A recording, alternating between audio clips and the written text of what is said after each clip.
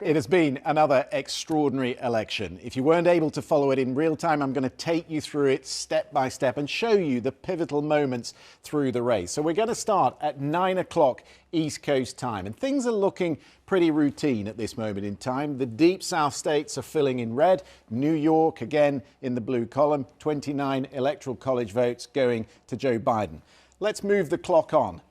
And one of our first battleground states turns blue. New Hampshire, where the president had campaigned, goes heavily for Joe Biden. 4 electoral college votes in the blue camp.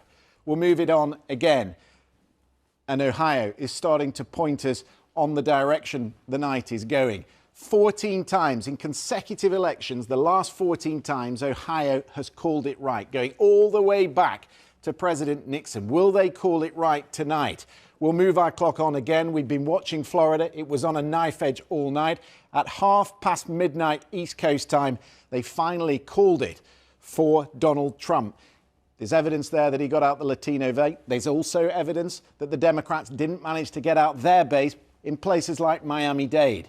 We'll move the clock on again. It's now 10-1 East Coast time. Iowa, which went for Donald Trump by 10 points in 2016, safely in the red column. And then a huge sigh of relief at Republican HQ as Texas goes red. Not in the same sort of way that it went red in 2016, but enough for Donald Trump. And the extraordinary story of the night in Texas was the turnout. 2.7 million extra votes on those that voted in 2016. We'll move the clock on again. It is now 1:30, and Minnesota.